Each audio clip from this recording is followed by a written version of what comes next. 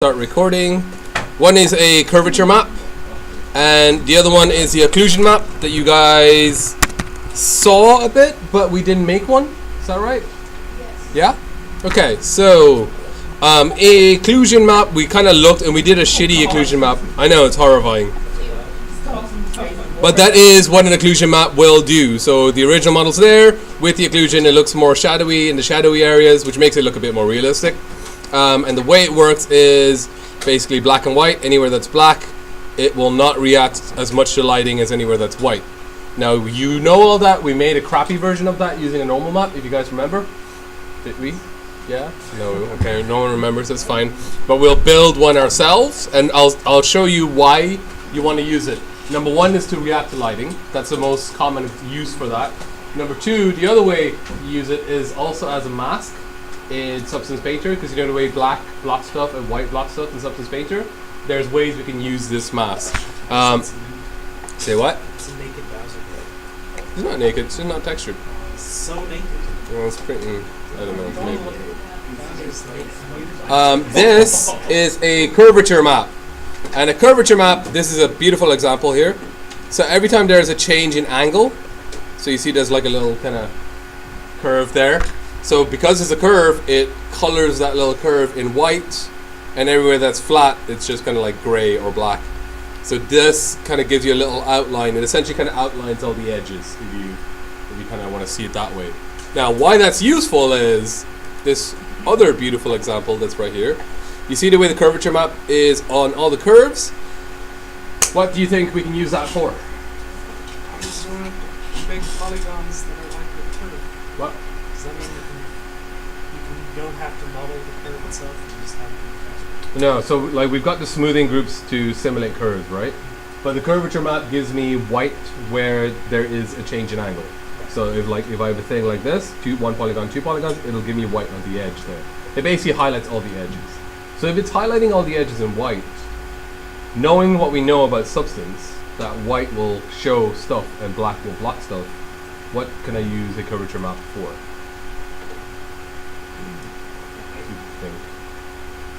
So if I use it for a height map, it will like basically push up all the edges. So what it's most commonly used for is for edge wear. So if you think like if you have a real life object and you smack it on, like it's used and it's hit stuff and it's chipped away and worn and stuff, the edges are always the first to go on anything. Look at my shitty computer. It's always the edges and it's chips off the side of it, or it's worn off and the paint has been scrubbed off of it. Right, that always happens. Now with a map like this, because it's highlighting the edges for me, I can use that as a mask, so it will show through like rust or wear or whatever only on those curvy areas. Does that kind of make sense? All right, so hopefully I'll show you how it works in Substance, and hopefully that will give you a much better understanding of how it works. So here is the teapot that I made. I'm just gonna delete everything, or like just turn it all off, basically. Boom, boom, boom, boom. Okay, cool. So there's the basic teapot. And in Substance 2017, and it's only in 2017, before you had to use Designer, but in here, in the texture set settings, if you scroll down, we have ambient occlusion, and we have curvature, and we have bake textures over here. So it's pretty handy. It'll bake it automatically for you. You used to have to go to a different program and like select it and do all sorts of weird shit, but this just bakes it. So if I click on bake, it's gonna be able to bake all this kind of stuff. There's a thickness here that I'm gonna... Did I go over thickness with you guys? No? Okay, fine. I'm gonna bake the thickness as well. I'll tell you what it's used for later. Curvature is there, ambient occlusion is there. We don't need an ID, and we don't need normal and world space normal, because those are gonna be coming from our textures anyway. So we don't need those. So I just turn those off, and I'm a bake. And it will just bake. And hopefully not crash. If this crashes, I'm legit going for tea. Okay, cool. No, it's fine. Just chill. What? It was a bit. Tea would be nice right now. Yeah, I know, right? Just feel like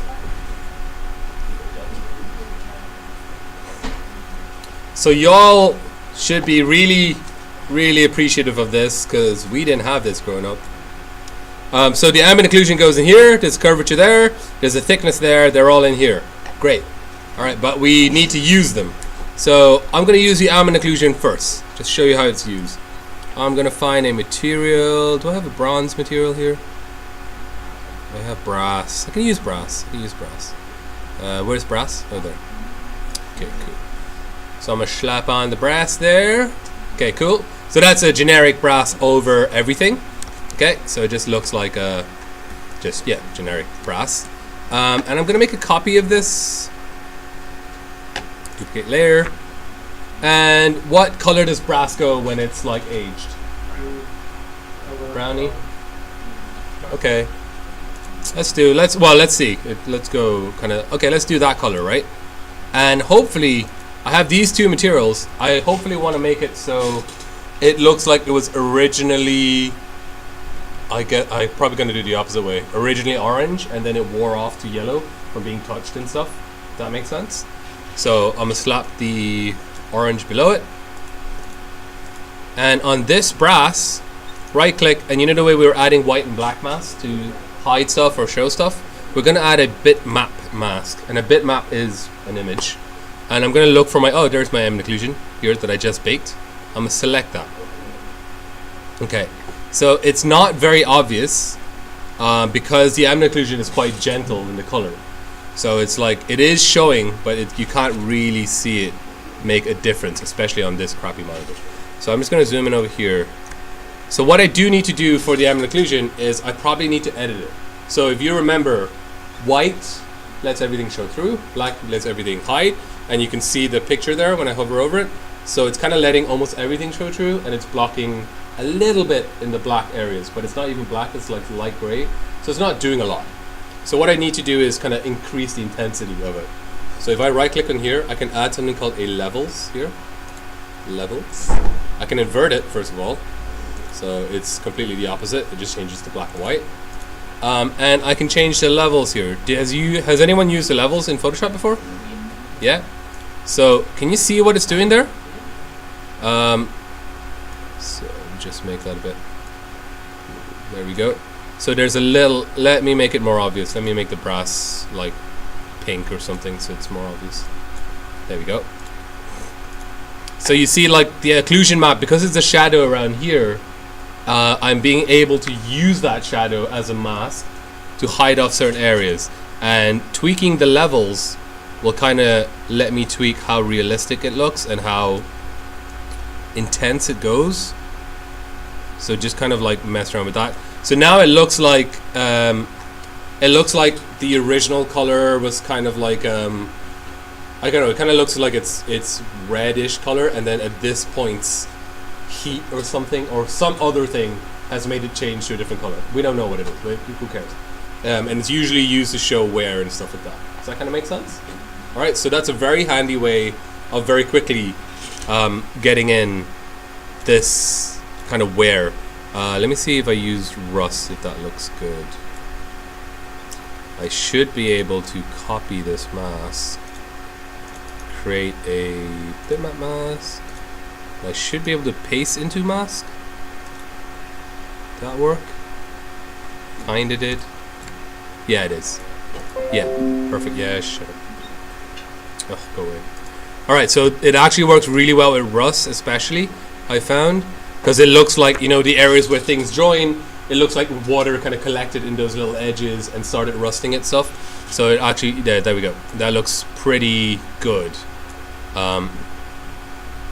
So you can use that for that method, and that's pretty decent. Looks like it rusted off over there. Cool.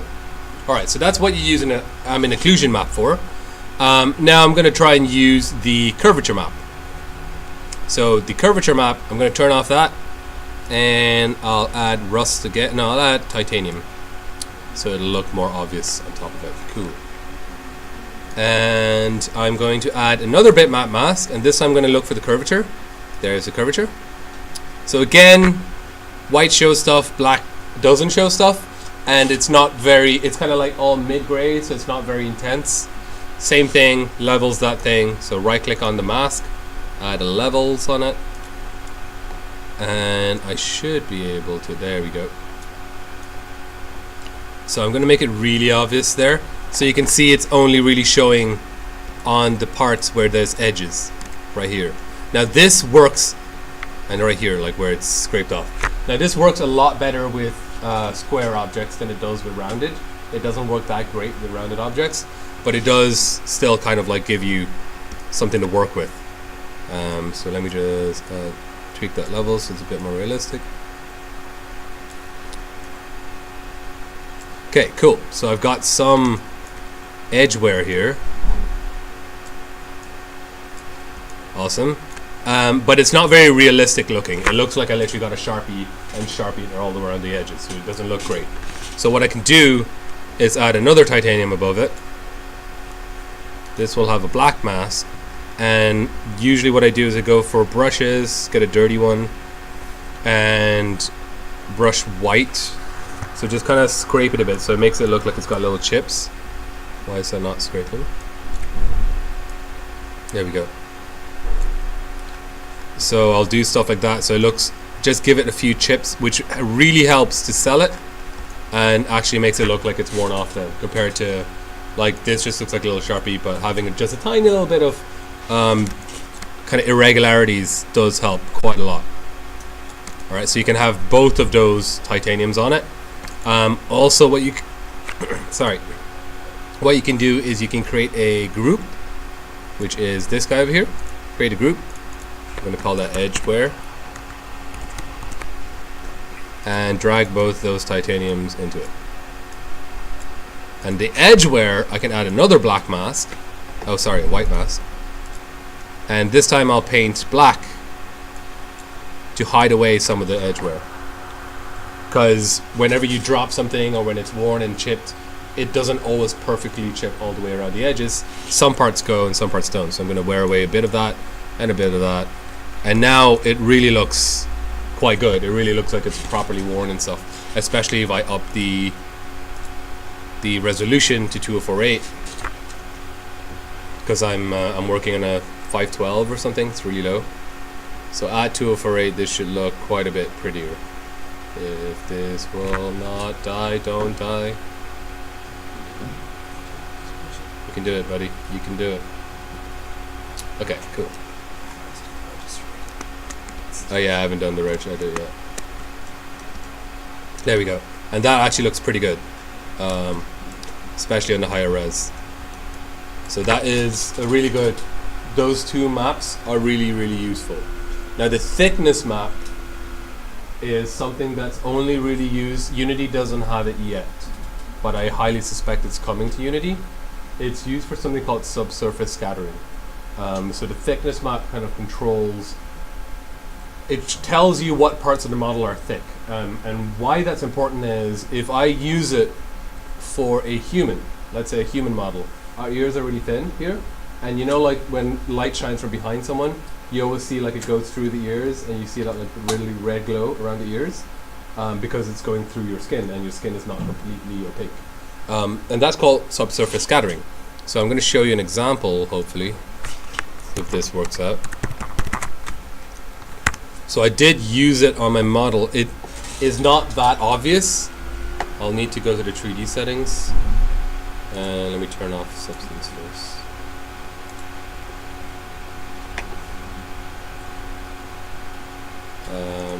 Login. What? Spoilers. What?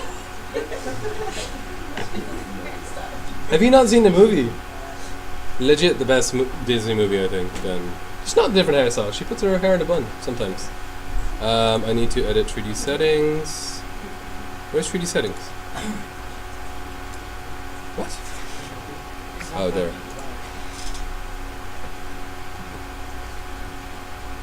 And I'm going to go to the map.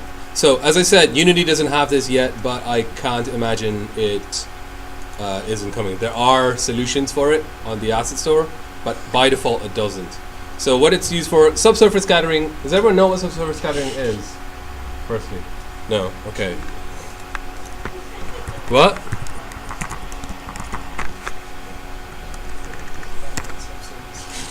So subsurface scattering is this thing like that, like where if it's really thick, it kind of blocks all the light, but where it's thinner, it lets a bit of light through.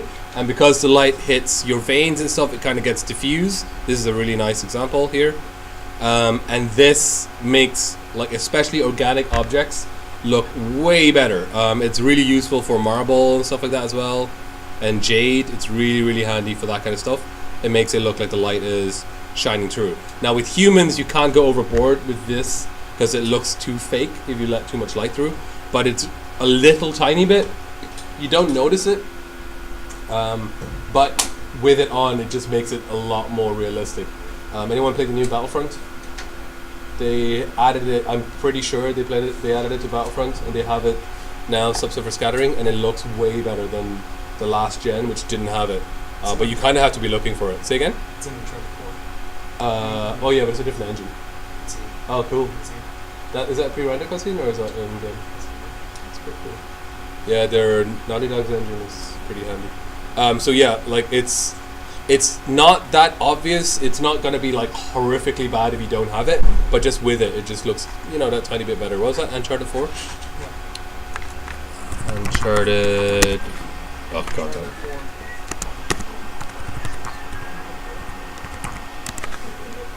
There we go. Yeah, so like it literally does stuff like this. So just a tiny little sliver of light shining through, and it does make a huge difference. So it is over here, at least in Sketchfab, it's on the subsurface scattering. Let me try and zoom in on her so we'll see how it looks. If I turn it off, I don't know if you can see that. Does that make? Yeah, it just doesn't quite. And especially around the ears here, it basically starts completely blocking off light, 100%. It just, this is all in shadow, but with it on, it lets a bit of the light through. I can pull that up and down for you to see. So there you go. It's affecting. You see that? It's affecting the ear. Pretty much, it's really just the ear that's being affected here, because most of the rest of the model isn't. It's a tiny bit of her nose as well, but only if you see it from the tip. This tiny little tip of the nose. You probably can't see it on the projector. So it does make quite a bit of difference. Just that tiny little thing kind of lets you know. And all it is a black and white image. All these maps are always like black and white images. And wherever is black is thick, I think. And then wherever is white is thick. I think that's how it works. It's either that or the other way around. One or the other. So it is useful for that. As I said, works in Sketchfab. Doesn't currently work in Unity, but I suspect it's coming. So that is the reason for my thickness map, which I am not going to use. Cool. So if you guys want to try that, try getting some edge wear on your teapot with the occlusion and with the curvature map, and after we'll jump into my box. Oh, there's a new Substance Painter.